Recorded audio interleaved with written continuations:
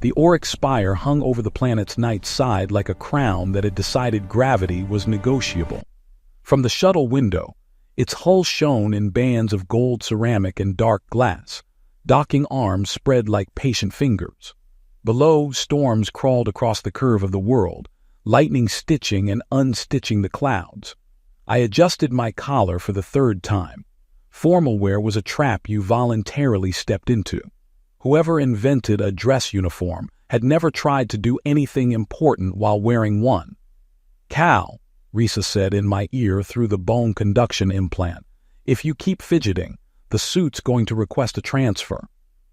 "I'm establishing dominance," I whispered, "by losing to fabric." The shuttle latched with a soft thud. A green light pulsed. The cabin's air shimmered as pressure equalized, and my wrist display flashed a polite warning. Security protocols in effect. Smile 4 CAMERAS. I smiled at nothing. Somewhere a lens probably took that as consent.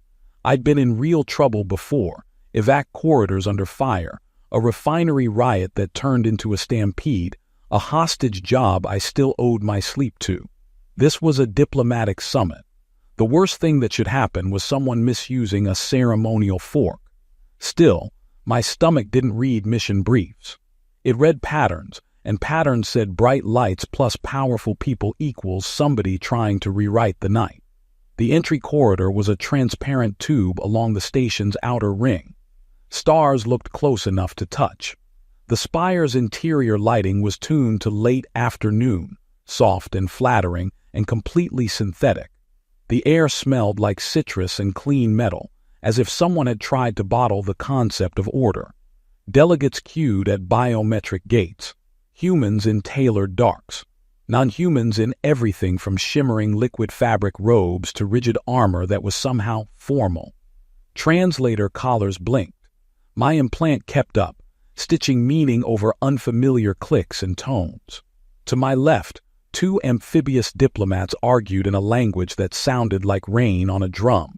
My implant rendered it as, "If you insist on bringing your own water, you are insulting the diplomacy, always intimate, never quiet." The gate swept me with a thin, cold beam. A comm station voice said, "Identity confirmed. Please refrain from weapons, unauthorized devices, and dramatic gestures." "Define dramatic," I murmured. Risa chuckled. "Try not to start an interstellar incident before refreshments." The reception concourse beyond could have swallowed a stadium. Columns rose like petrified light.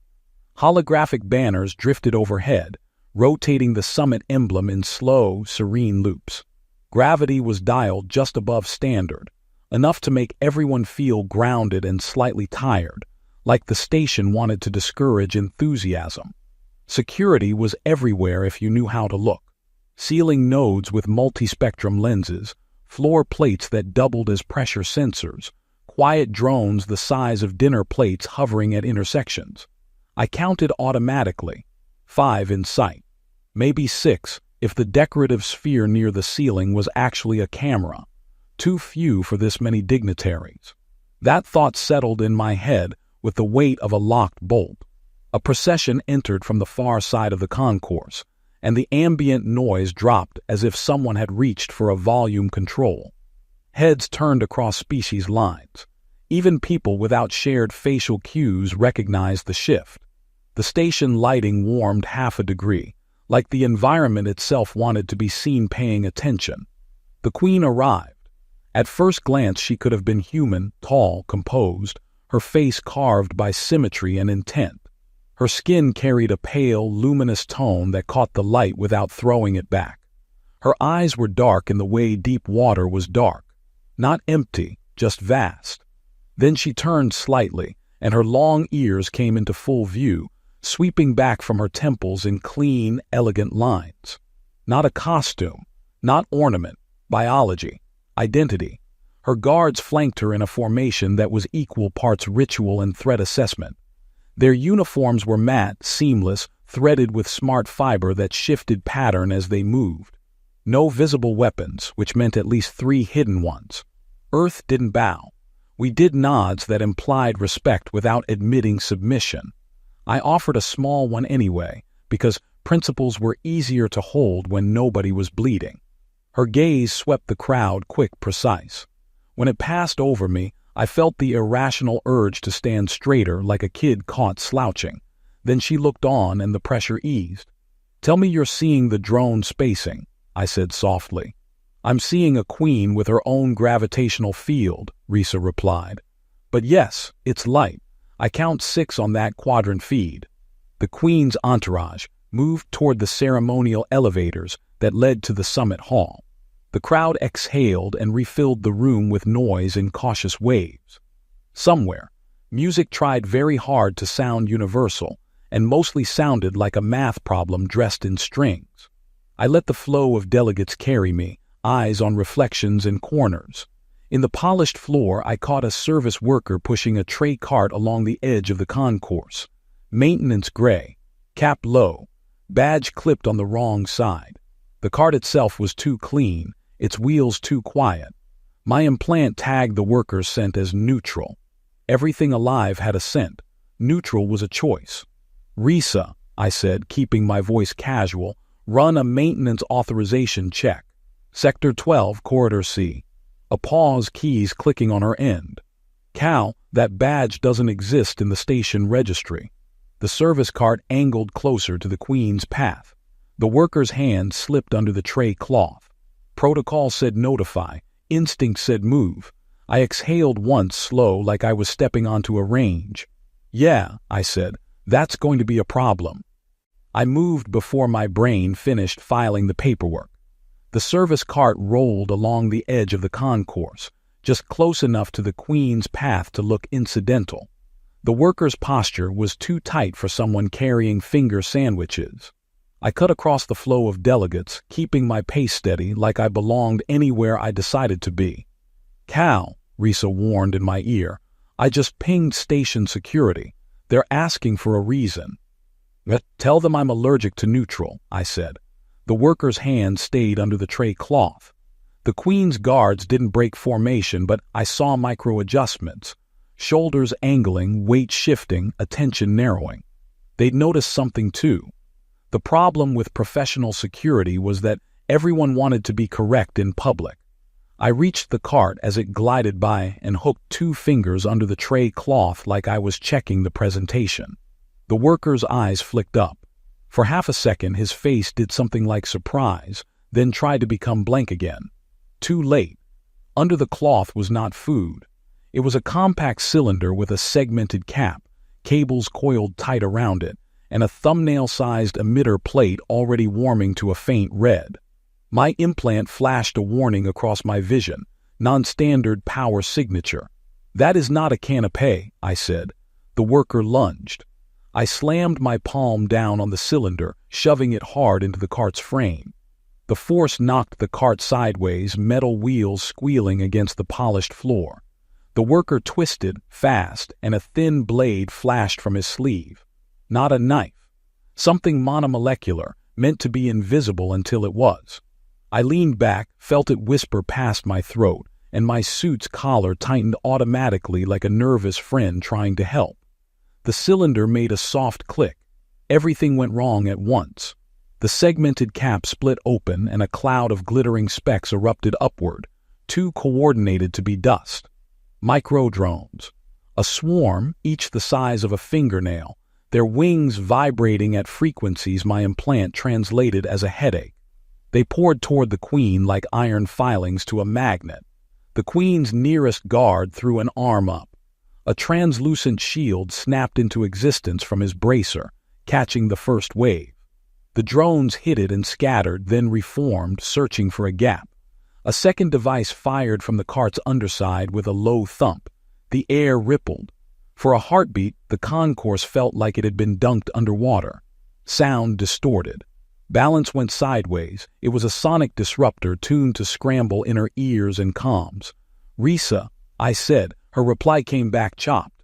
"You're." Great, even my sarcasm had better reception. The Queen didn't scream. She didn't flinch. She turned her head, those long ears angling slightly, as if she could hear the shape of the threat. Her gaze snapped to the cart, then to me, and for a second it felt like being measured by a person who had been making life-and-death decisions longer than I'd been alive. I grabbed her wrist. Royal protocol probably had a paragraph about not manhandling sovereigns. I decided to file that under later. "Move," I said, and pulled. Her guards reacted instantly, but the disruptor had their timing just a fraction off. That was all Assassination needed. A fraction. The swarm surged. One drone slipped around the edge of the shield and darted for the Queen's throat. I stepped into it. My palm smacked the drone out of the air, but two more took its place, and something bit into my left shoulder, a sting that turned hot and then cold. My suit didn't register an impact. That meant it wasn't an impact. It was a filament or a needle. I didn't have time to diagnose. I yanked the Queen down behind a decorative plinth, a slab of carved stone that looked expensive enough to have its own lawyer. Her guards folded around us, shields overlapping. The concourse erupted into panic, 100 species trying to decide whether to flee or film. Everybody stay calm. Someone shouted in 3 languages at once, which had the opposite effect. A station klaxon tried to sound dignified and failed. Bulkheads began sliding into place along the concourse exits, slow at first, then faster as the system finally admitted it had a problem. The worker bolted, using the cart as cover. He tossed a small disc toward the ceiling. It stuck to a light fixture and blinked. A second swarm hatch, because one murder cloud wasn't enough. I looked around.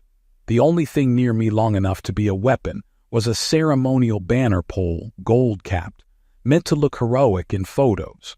I grabbed it and rose just enough to swing. The first drone wave came in low, aiming for faces and exposed seams. I swung the pole like a bat at a very expensive beehive. "Cal," Risa's voice rasped back through the disruptor. "Security says." "Security can take a number," I said, and knocked 3 drones into glittering shrapnel. A guard beside me fired a tight pulse from a concealed weapon. It didn't sound like a gun, more like air snapping. The pulse caught a cluster of drones and turned them into sparks. The Queen's eyes tracked everything, calm, calculating. She touched something at her wrist, a slim band that looked like jewelry until it lit up with a pattern of symbols. The station lights flickered, then the nearest ceiling nodes rotated toward the cart with sudden purpose. Her voice cut through the chaos, not loud, just absolute. "Override, or expire security grid, authorize my access." The station's calm voice hesitated for the first time I'd ever heard a machine hesitate. "Sovereign credential accepted. Target the swarms," she said. "Seal the service corridors now." Sealing nodes fired. Thin beams of coherent light lanced through the air, not lethal to people, but perfect for slicing micro-machines out of formation. The drones scattered, their coordination cracking. The worker saw his advantage slipping. He yanked a panel off the cart and pulled out a compact launcher. It wasn't aimed at the Queen. It was aimed at the nearest support column. "Structural breach," my implant warned. I didn't think. I ran. The disruptor made my legs feel like they belonged to someone else. I tackled the cart again, slamming it sideways. The launcher discharged. The shot hit the column anyway, but off-center. A chunk of decorative plating exploded outward, a spray of shards and dust. One shard caught me across the ribs. At first, it was just pressure.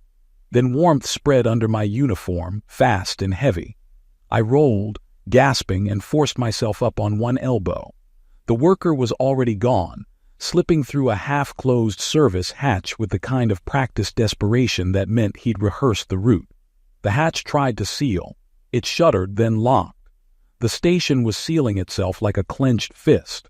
The swarms, half-blinded by the sealing nodes, thinned into drifting fragments. Guards pushed the crowd back, shouting orders that translated into every language as some variation of "stop making this worse." I looked down at my side. Dark fabric, darker stain, too much of it. "Well," I muttered, because if I stopped talking I might start thinking. "That's inconvenient." A shadow fell over me. The Queen was kneeling at my side, her guards forming a hard circle around us. Up close she did look human in the small ways that mattered. The shape of her hands, the tension around her mouth, the tiny crease between her brows. Then her long ears shifted, tightening back, and that otherness showed again, not monstrous, just different. Regal in a way that didn't require permission. Her eyes flicked to the blood, then to my face. "You are injured." "That's one word for it," I said. "Another is fashionably ruined. This suit cost."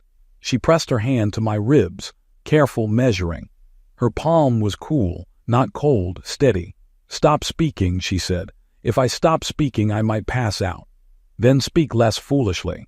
I tried to laugh and turned it into a cough. The world tilted at the edges, the concourse lights smearing into soft streaks.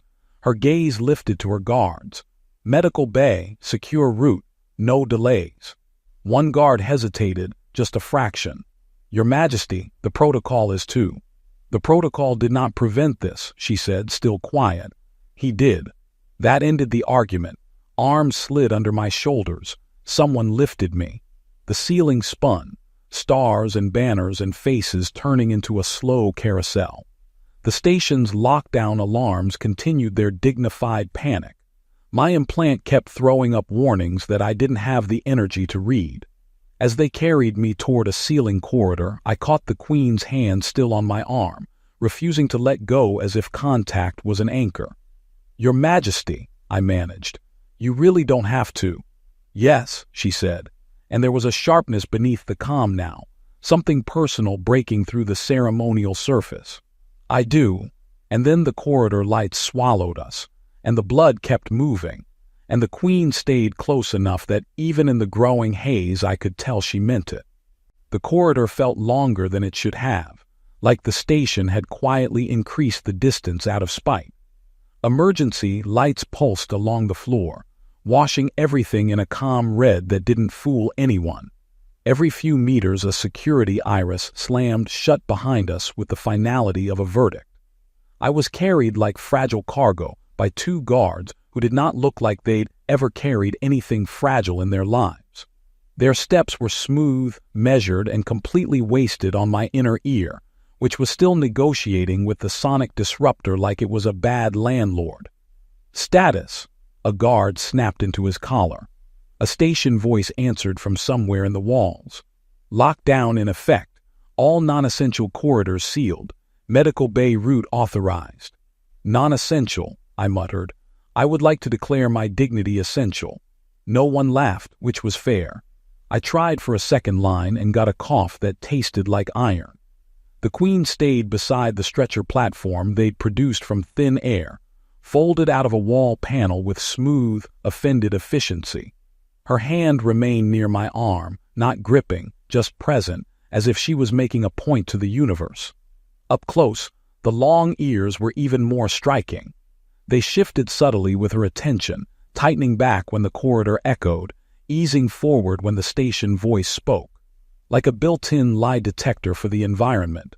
"Cal," Reese's voice crackled through my implant, clearer now that we were out of the concourse. "I'm getting intermittent feed. You're in med route."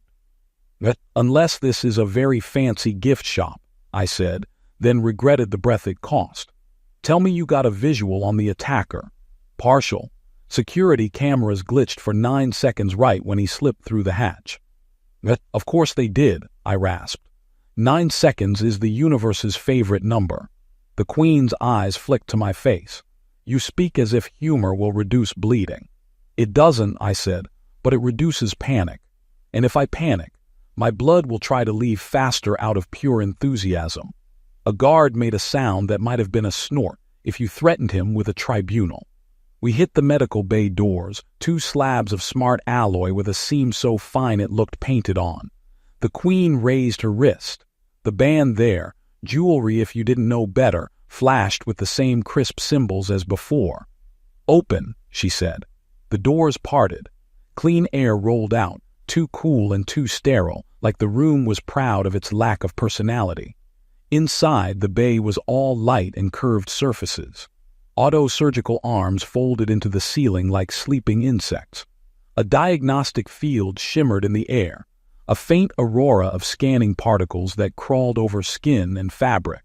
A med drone detached from a wall cradle and floated toward us, smooth white casing, a single lens that looked judgmental by design. Patient recognized, the drone said. Human male, blood loss significant, pain response elevated, compliance probability low. Rude, I managed. Accurate, the drone replied without hesitation. They slid me onto the central bed. The moment my back hit it, the surface adjusted, reshaping around injuries I hadn't had time to fully feel. A ring of light swept down my torso. My implant tried to interpret the flood of sensor data as a polite warning, multiple lacerations, internal bleeding suspected, advised not dying. The Queen stepped closer. 2 guards tried to follow and were stopped by a soft barrier field that rose from the floor, invisible until it shimmered around their boots. Restricted zone, the med drone said. Only medical personnel. The Queen didn't even look at it. Override. Only medical personnel, it repeated, adding, please do not be dramatic. I coughed once. It says that to everyone. The Queen's gaze finally met the drone's lens, calm and sharp. Sovereign override, medical priority. There was a pause. A machine shouldn't pause. That it did made my skin prickle. Credential accepted, the drone said at last. Updating triage, reassigning resources. On a wall display, a list of patients flickered. Names, species, urgency codes. Mine jumped to the top with an ugly red bar. Somewhere else in the station, someone important was about to be offended on a formal level. The med arms unfolded. One sprayed a thin mist that sealed the outer tear in my uniform and skin with a soft hiss. Another projected a translucent map of my ribs above my body, rotating in slow, clinical circles. You have fractured cartilage, the drone said, and you are leaking. Thank you, I said. I was worried it was just my personality. A small pulse of anesthetic hit my bloodstream through a needle that felt like a cold kiss. The world softened at the edges. Not gone, just padded, like someone had put foam around the sharp parts. The Queen's hand touched the bed rail, knuckles pale. Her long ears were drawn back, tight, not in fear but in contained anger. It wasn't theatrical. It was private, and that made it heavier. Outside the bay doors, muffled voices rose. Advisors, security, someone insisting on protocol. The Queen didn't turn toward them. Her eyes stayed on my face, as if the argument happening beyond the glass wasn't worth the oxygen. You should be elsewhere, I said. My voice sounded far away. Your people will think you're, I don't know, sentimental. Her lips moved, almost a smile, almost not. Let them think. That's dangerous. Yes, she said simply. The med drone hummed, displeased with the emotional content. Patient requires stillness. Conversation may increase heart rate. I'm being scolded by a hovering toaster, I told the Queen. Is that normal here? It is not a toaster, she said, then added very quietly, and I have heard worse counsel. Reese's voice slipped into my implant again, urgent and thin. Cal, I pulled something. Those 9 seconds. They align with a manual override from inside the security architecture. Someone opened the hatch remotely. The anesthetic made it hard to focus, but that detail cut through like ice water. Inside help, I murmured. The Queen's eyes narrowed a fraction. What did she say? I tried to lift my head. The bed politely refused, tightening to keep me still. Your lockdown wasn't just late, I said. It was guided. Her long ears angled forward, listening not to me but to the implication behind me. For the first time since the concourse, I saw something flicker beneath her composure. Not fear, not surprise, recognition. One of mine, she whispered almost to herself. The voices outside rose again, sharper. I heard a name I didn't recognize, then the word court, then image. The Queen's hand curled around the rail until her fingers whitened. Silence them, she said to her guards without looking away from me. No one enters, no one speaks over this. A guard answered, as you command. The Medrone announced, internal bleed confirmed, initiating repair. Patient survival probability, improving if patient stops attempting humor. I'm not attempting, I said, it's instinct. The Queen leaned closer. just enough that I could see the fine detail in her eyes, the way they held light like deep water. "You saved my life," she said. "Now you will not leave yours behind." I wanted to answer with something clever, something that made the weight of that statement manageable. Instead, my mouth went dry and my chest tightened, and the room tilted as the auto-surgical arms descended. "Okay," I breathed, because it was the only word I had that didn't hurt. "But if I die, I'm haunting your protocol officers first." Her lips finally formed a real smile. Small, controlled, unmistakably human despite everything else. "Then I will keep you alive out of administrative mercy." The first surgical pulse hit, warm and bright behind my ribs. The bay lights blurred into halos. As I drifted, I felt her hand find my forearm again, steady, anchoring, and I realized that whatever had started tonight wasn't ending with the attack.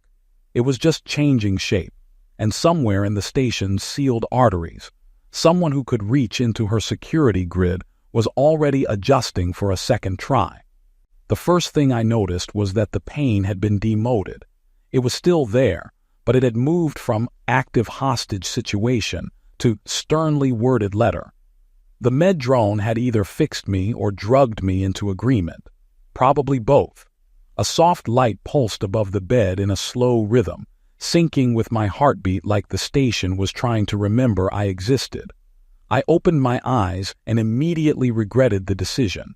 The ceiling was too bright and too clean, as if cleanliness had become a religion and I just walked in with muddy boots. "Patient awake," the med drone announced. "Please refrain from heroism." I swallowed. My throat felt like I'd been breathing recycled sand. "No promises." "Noncompliance noted," it said, sounding satisfied to have been right earlier. A shadow leaned in at my right, and the room shifted in a way no machine could produce. The Queen sat beside the bed, close enough that I could see the fine texture of her skin, the almost imperceptible shimmer that wasn't makeup or sweat, just biology. Her long ears were relaxed now, angled back in an elegant line, but the muscles at their base held tension like a coiled wire. She had removed her outer ceremonial mantle. What remained was simpler, darker, still undeniably royal, but practical enough to be here for hours. "You are awake," she said. "Against medical advice," I murmured. Apparently my body didn't get the memo about staying dramatic. Her gaze flicked to the med drone. "How long until he can speak without harming himself?" The drone replied, "Speech is not harmful. His tendency toward foolishness is." "See," I said, "even the furniture has opinions here." The Queen's mouth tightened, then softened. Not quite a smile, but something that belonged to the same family. "It is not furniture." "It hovers," I said. "If it had a drawer, I'd put socks in it." The drone made a quiet sound that might have been irritation. "Internal repairs are ongoing. Do not attempt to sit up. Do not attempt to stand. Do not attempt. Do not attempt life," I finished. "Correct," it said. I lay still because my ribs made it clear the bed was not bluffing. A faint warmth moved beneath my skin in slow waves, like invisible hands pressing bandages from the inside. Nanofiber scaffolds, probably. Smart clotting agents. The kind of medicine that made you wonder why anyone ever died, until you remembered humans were endlessly inventive about finding new ways. Outside the bay doors, voices rose and fell. The barrier field kept them muted but not silent. I caught fragments through the glass. "Protocol, security failure, the court will demand." The Queen didn't look toward them. She kept her eyes on me as if the people outside were weather. "You should rest," she said, and her tone was gentle enough to make it an order. "I'm trying," I said. "My nervous system is filing complaints." Her long ears tightened slightly at a sharper voice outside. She lifted her wrist and tapped the thin band again. The barrier field brightened.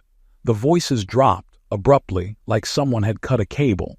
"Thank you," I said.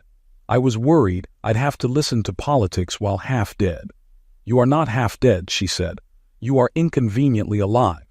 That's the nicest thing anyone said to me all week. Her eyes held mine. In them I saw fatigue, controlled and hidden but present. She had been through the concourse, through the lockdown, through the med bay's cold light, and she still hadn't let herself look away for long. "Your name," she said. I blinked. "Cal." "I know," she replied. "I meant speak it again." Something in my chest tightened that had nothing to do with ribs. "Cal," I said, softer. Her ears eased forward, attentive. "Cal," she repeated, as if testing the sound for weight. The door's glass shimmered with a security overlay, a live schematic of the station ring, corridors turning red as lockdown held. Small icons moved: guards, drones, medical carts. One icon blinked near our bay, then vanished. I frowned. My implant tried to sharpen the overlay, but the meds made my focus slippery. Risa's voice slid into my ear, low and urgent. "You awake?" "Barely," I said, and the words came out as a rasp. I traced the manual override that opened the service hatch. It wasn't just inside help. It was a privileged node, someone with court-level access. The Queen's eyes narrowed, not at me but at the pause in my speech. "She speaks to you." "Yeah," I said, choosing honesty because I had no energy for diplomacy. "My partner, she's digging." Risa continued. "I can't get a name yet, but the override came from a terminal registered to a liaison office. That's close to the summit hall." "Close to you," I murmured before thinking.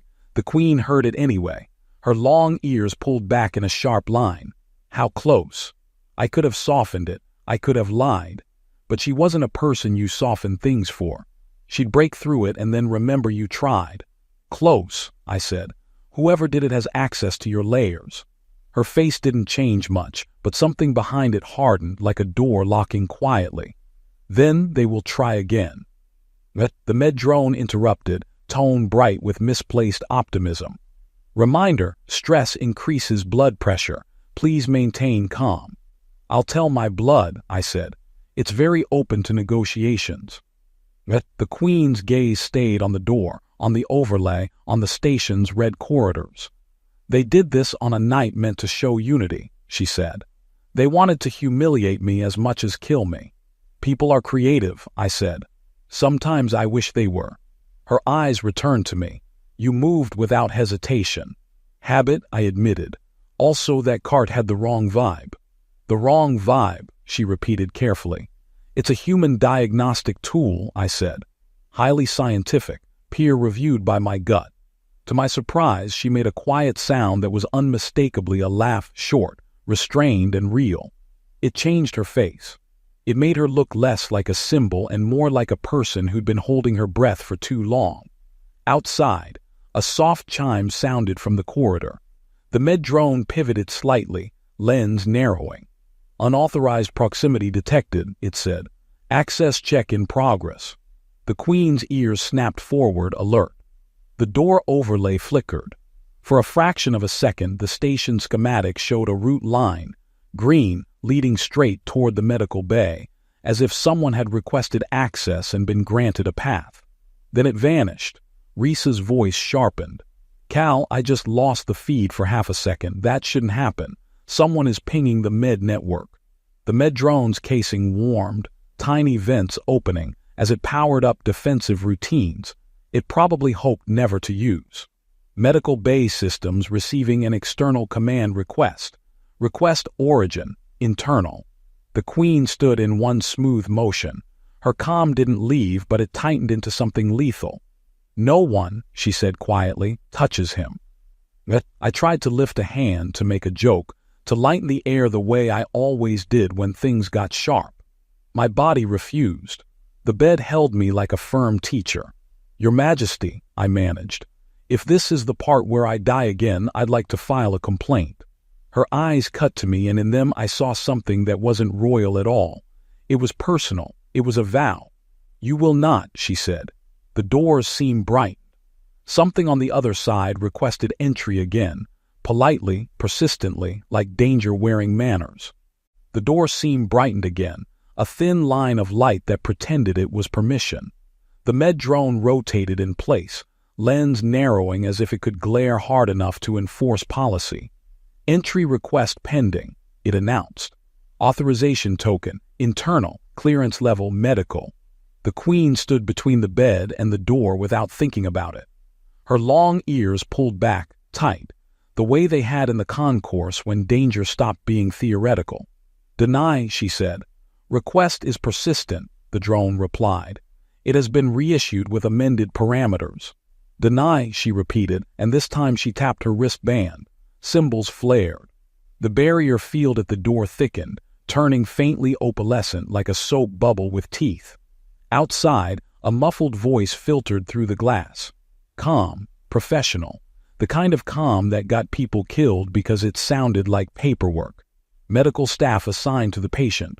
Open the bay. The Queen didn't answer. She didn't need to. The station was supposed to be listening to her. The med drone made a soft chime. External command request detected. Attempting to override patient medication protocol. Risa's voice snapped into my ear. Cal, that's not a person at the door. That's a credential package. Somebody is spoofing medical authority. Great, I rasped.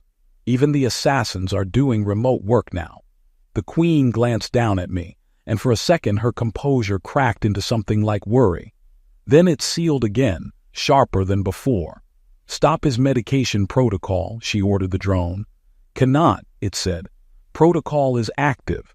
Adjustments require medical staff authorization. The Queen's gaze moved to the drone's casing. You are medical. I am an automated medical unit, it corrected, as if that distinction mattered during a murder attempt. She stepped toward it. The drone drifted back an inch, which was a ridiculous thing for a hovering appliance to do, and yet it did it like it was afraid. Your systems are being touched, she said. You will stop. Negative, the drone replied. Incoming dosage adjustment will. The bed beneath me warmed. A thin needle arm extended from the side, sleeker than the others, almost elegant. It didn't feel right. The other tools moved with the impatient honesty of machines. This one moved like a thief trying not to wake you. My implant threw up a warning I didn't have to read twice. Cardiac suppressant. Lethal AT current blood volume. My mouth went dry. That one's not for pain. The Queen's hand shot out.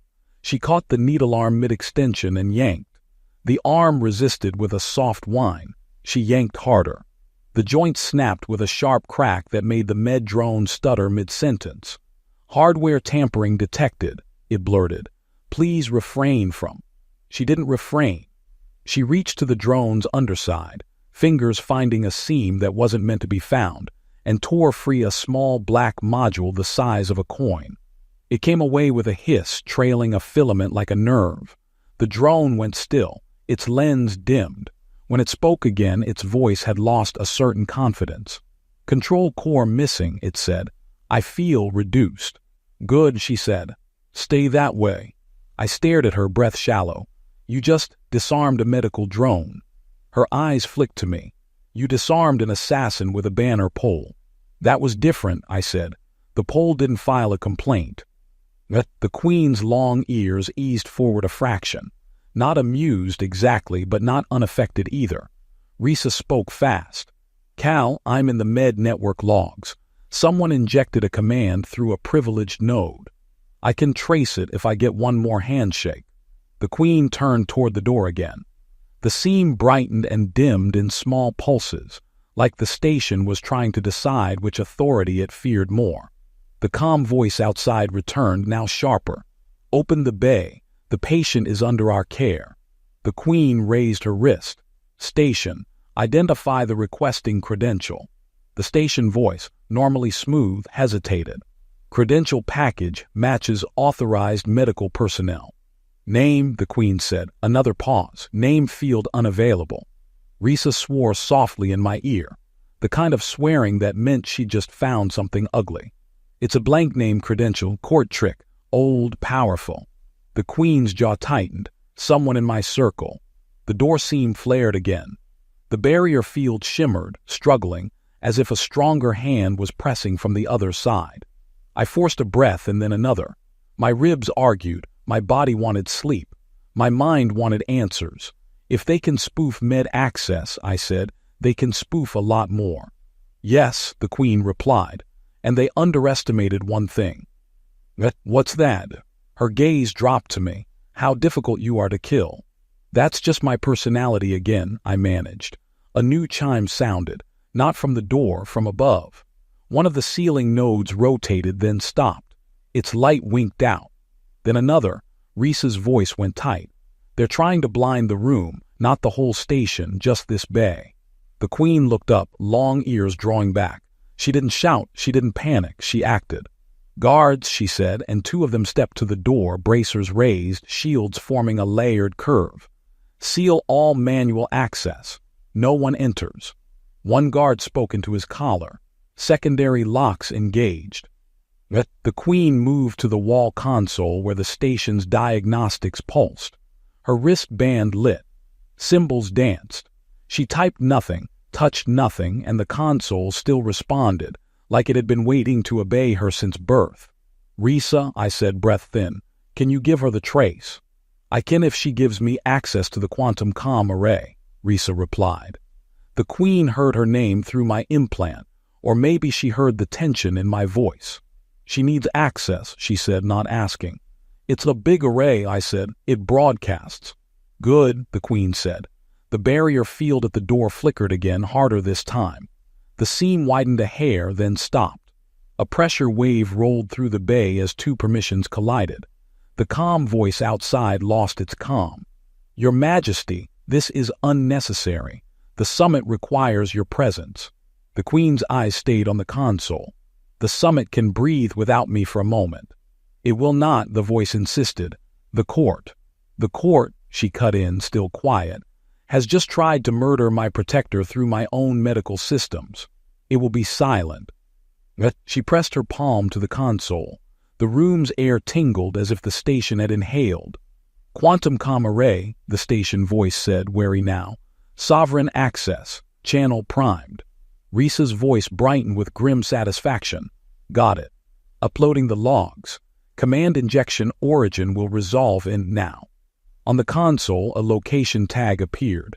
Not a corridor, not a service hatch. A private liaison suite adjacent to the summit hall. And attached to it an identification string. Not a name I knew. A title. The Queen read it and went very still. Her long ears tightened back so hard they looked carved. That office belongs to my first chamberlain, she said. The words hit the room like a cold metal bar. Outside the door, the calm voice went silent. Not because it chose to. Because the Queen's barrier field surged, locking the seam shut like a clenched jaw.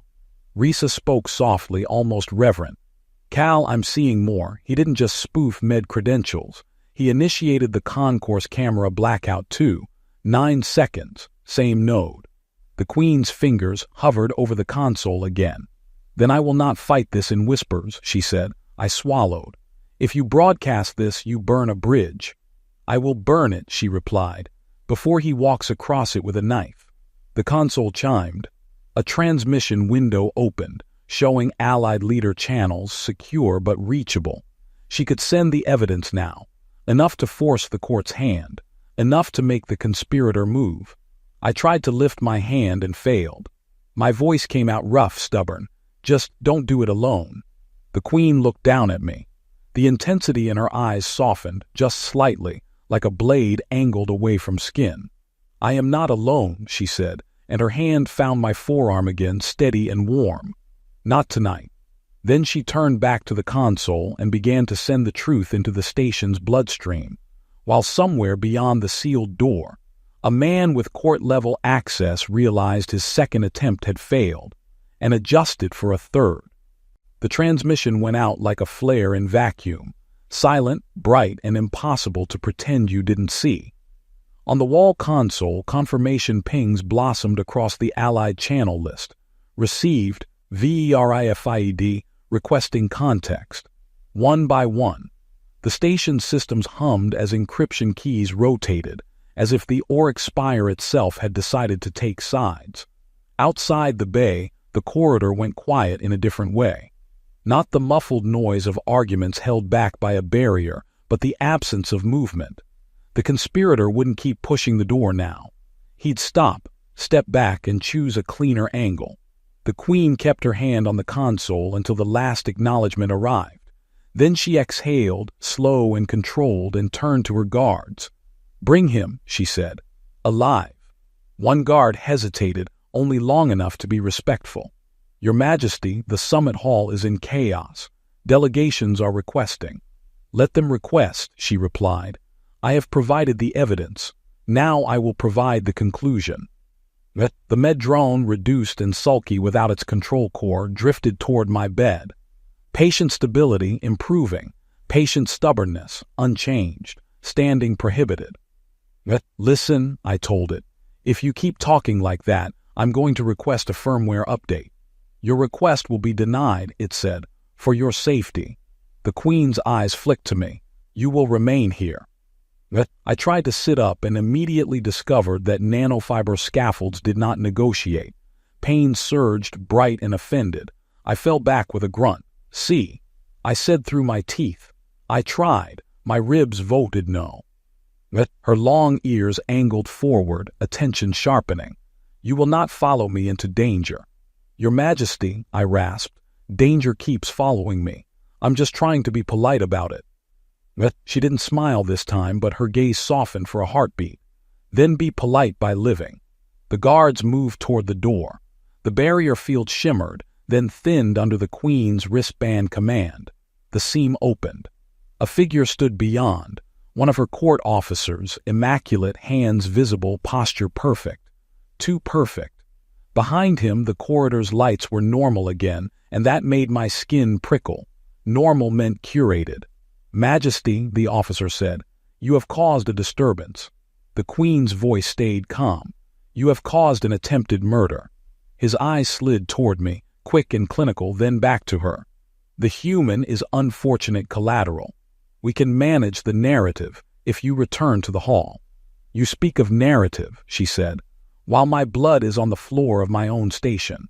"It is not your blood," he corrected, and the way he did it made the air colder. That was when I recognized the danger in him. Not rage, not malice, administration. Someone who believed the Empire was a machine and people were parts. Risa's voice came into my ear urgent. "Cal, that's him. Chamberlain's proxy, at least. His signal matches the node." The Queen didn't need Risa. She already knew.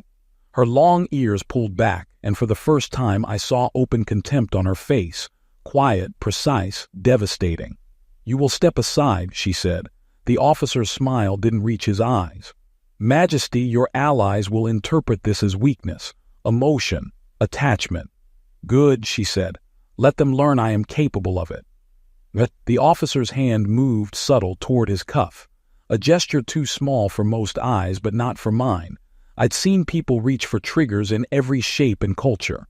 "Calm," I said, not to him, but to my body. "Okay. One more thing, Ribs, one more." I shifted my right hand under the sheet, feeling for the only thing the med bay had left within reach. The snapped-off needle arm the Queen had torn loose. It was still attached to a small connector, metal and polymer sharp at the end. Not a weapon, but close enough. The officer pressed his cuff. The nearest ceiling node blinked, then fired. Not at him. At the barrier field generator by the door. A thin beam lanced through it, and the barrier field stuttered, collapsing in a flicker. The guards reacted instantly, shields flaring up, but the officer had already taken one step inside the bay, like he'd been invited. "Majesty," he said softly, "the Empire cannot afford sentiment." He drew a compact emitter from inside his sleeve, smaller than a palm, shaped like a ceremonial seal. A toxin projector, clean, silent, made for close work. The Queen moved between him and the bed. "Stop," she said. He didn't. The emitter lifted. I didn't have time to be brave. I had time to be useful. I flung the needle arm connector straight at the emitter. It clipped the device, not enough to break it, but enough to knock its aim off by centimeters. The projection fired. A thin mist hissed through the air, striking the guard's shield and beating harmlessly on its surface instead of sinking into skin. The officer's eyes flashed surprise finally. His composure cracked. The Queen's hand shot out and caught his wrist. Her grip was iron. The long ears pinned back and her calm turned into something ancient. "You tried to poison me once," she said, voice low. "You will not do it again." The officer twisted, fast, but her guard slammed him into the wall with a single efficient motion. Another guard snapped a restraint cuff around his forearms. It lit and locked, binding muscles with a localized gravity clamp. He struggled once, then stopped. Not because he feared pain, because he feared humiliation. "Majesty," he said through clenched teeth, "you will regret making this public." The Queen leaned in close enough that only he would hear. "No," she said, "I will regret that I ever trusted you." She straightened and looked at her guards. "Take him to the Allied Oversight Chamber. Let every delegation witness his confession. Use the logs. Use his devices. Let truth do what fear cannot." They hauled him out. The corridor swallowed his perfect posture. The bay fell quiet again, broken only by the Med-drone's soft whir as it resumed its sacred duty of disapproving. "Attempted standing detected," it told me, though I hadn't moved. "Patient is heroic in the most inconvenient manner." I let out a shaky breath. "You have no idea how hard I'm trying to be boring." The Queen turned back to me. For a moment, she didn't look like a sovereign.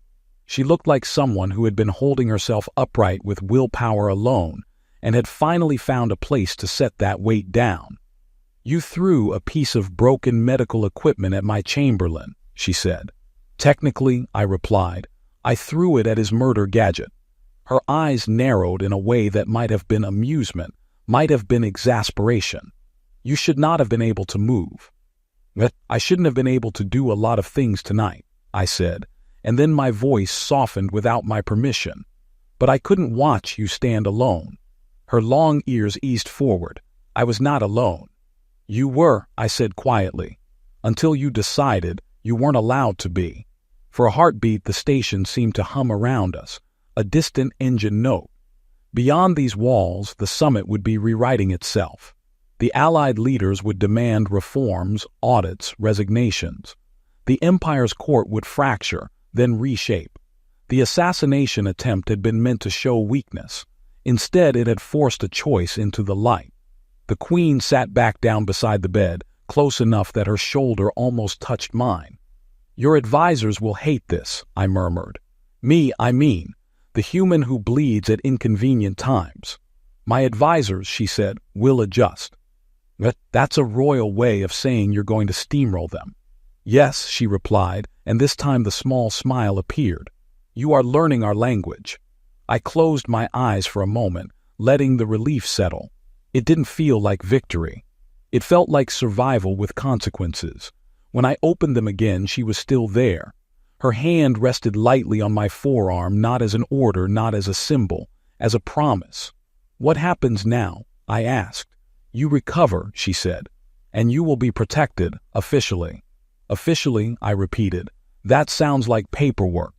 "It is," she said, "and it will make it much harder for anyone to hurt you without declaring war." I exhaled. I've always wanted to be a diplomatic incident.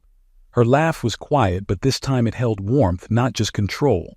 "You already are." The med-drone chimed. "Patient requires rest. Sovereign presence may elevate heart rate." The Queen didn't move. "Then he will rest with a faster heart," she said. "Non-standard," the drone complained. "Appropriate," she answered. I let the station's soft light wash over me. The pain was still there, but it had a boundary now. So did the fear.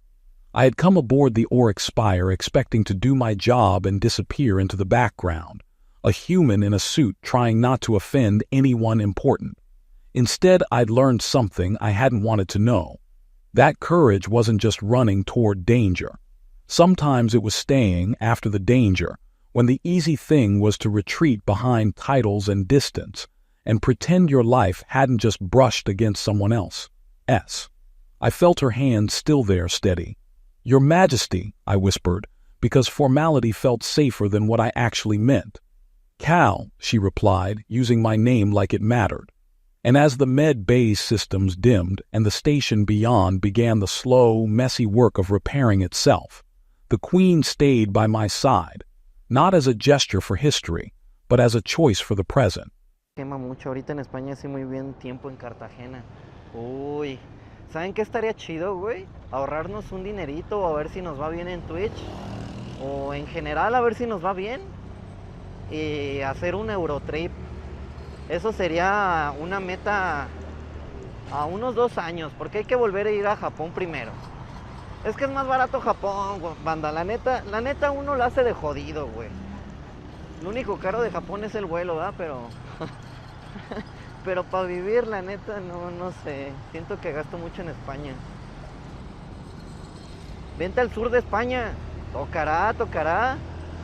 Una España.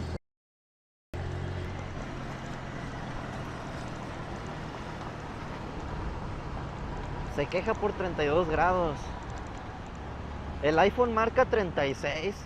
Yo no sé ustedes.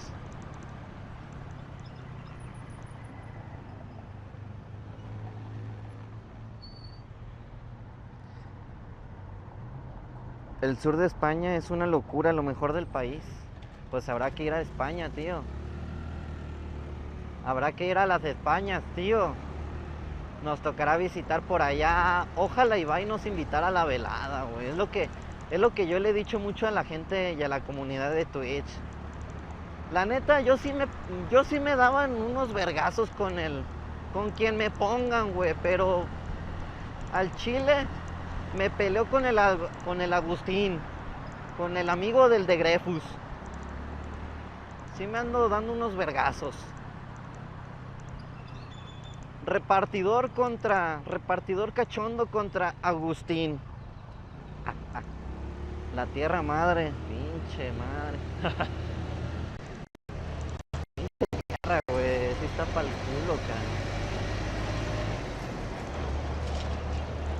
La neta, bandita, si se quedan un ratito, si se quedan hasta la noche, nos damos un rolcito en la otra moto, banda.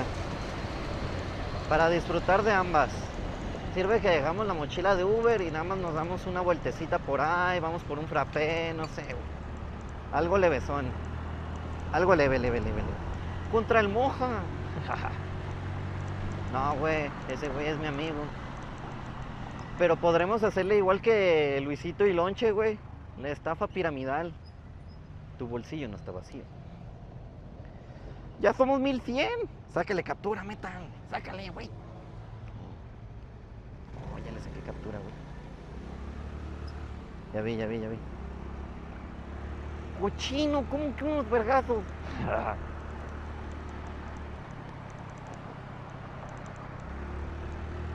Desgraciados.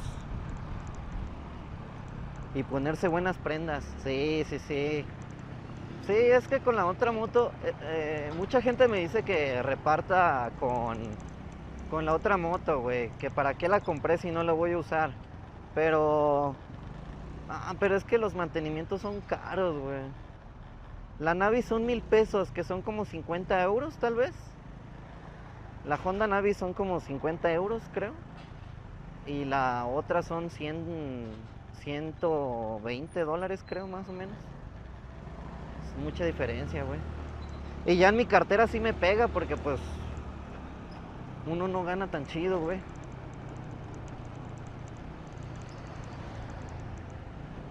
Ay, no.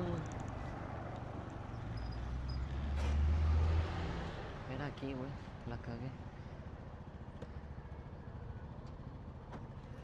Pues qué horas son en las Españas. Son como las... No sé, güey. En teoría el Adriano Sendejas también anda en stream en España, güey. Me pasé, güey. Las 10 de la noche. Ah, es buena hora todavía. Todavía no se van a dormir los chavales. ¿Qué pasa, tío? Listo. Hemos llegado. Buenas. Buenas tardes.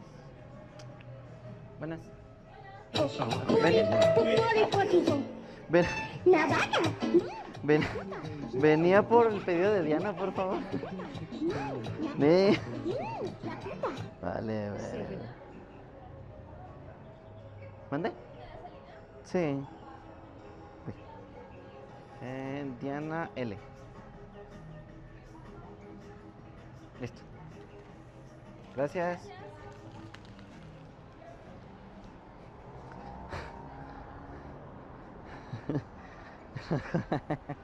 Bitch, yo soy gay. Pito, pito, pito, pito, pito, pito, pito, pito, pito, pito. ¿Qué es esto, güey? Esta tarta. No mames, que esto es pasta, güey. Mucha pasta. No mames, es una... No mames, güey, es una cajita versión... Versión mini, güey. ¿Dónde está la vaca? Qué profesionales todas pasan de verga, güey.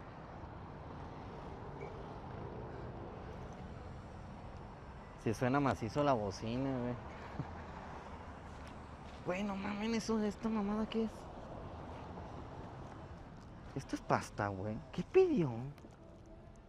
Un artículo. Pasta Alfredo con pollo chipotle. A la verga. No mames. No, pues. ¿Ya andan chingando de nuevo? No, Edu, esta vez estamos en portada de Twitch.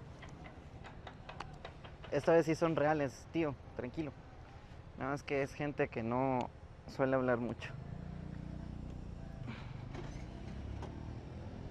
¿Comida china o algo? No, es pasta, güey. Pasta Alfredo. Con chipotle. Ah, mira. ¡Ay! ¡Ar, ar, ar, ar! Por aquí, por aquí. ¡Esto!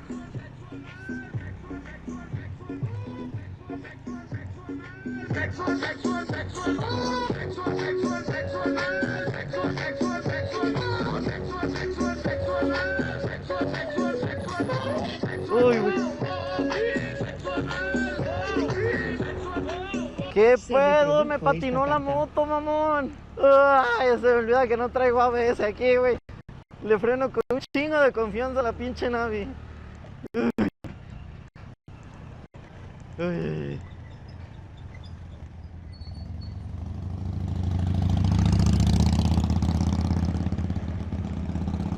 Ese pedido es mío.